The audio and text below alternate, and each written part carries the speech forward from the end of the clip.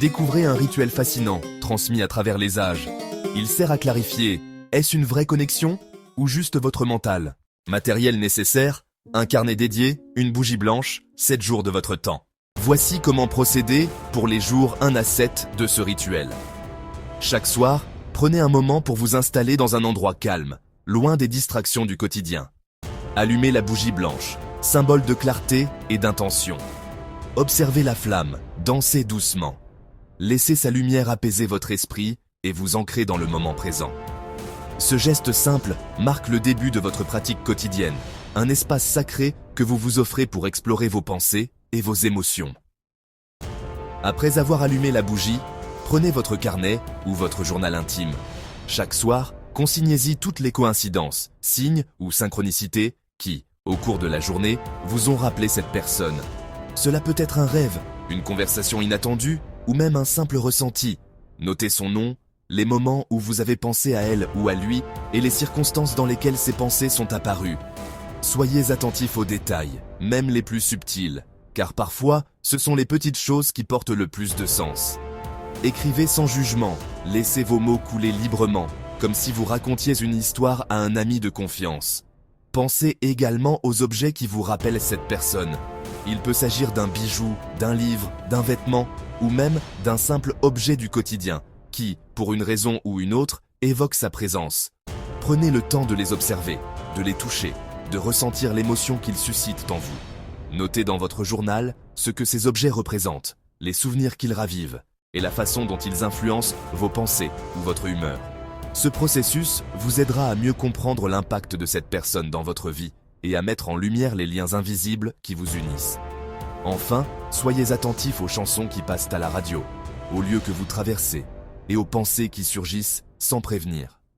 Peut-être une mélodie vous ramène-t-elle à un souvenir partagé ou un endroit familier vous fait-il revivre un moment précieux.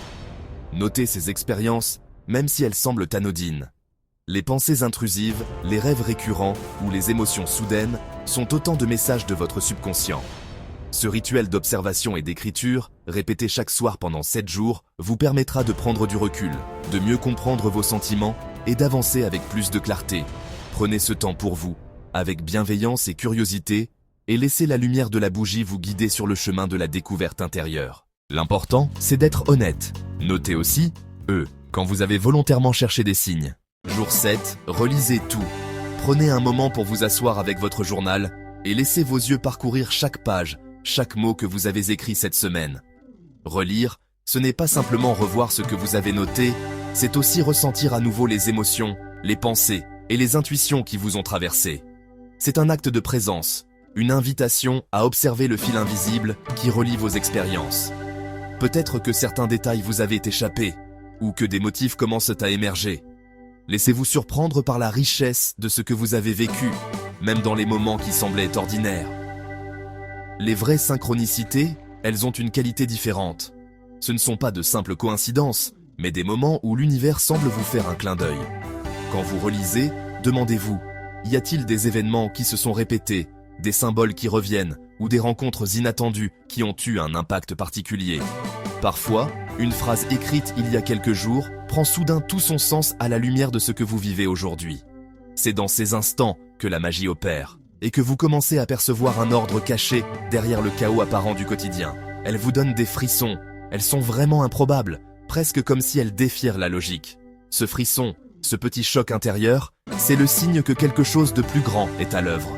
Peut-être avez-vous noté un rêve étrange, puis vécu une situation qui lui ressemble étrangement. Ou bien, une personne mentionnée dans vos pages réapparaît soudain dans votre vie. Ces moments-là, ils ne s'expliquent pas toujours, mais ils laissent une trace, une impression profonde. Prenez le temps de ressentir ces frissons, de les accueillir sans chercher à tout comprendre. C'est souvent dans l'inattendu que se cachent les plus beaux messages. Et elles arrivent surtout quand vous ne cherchez pas.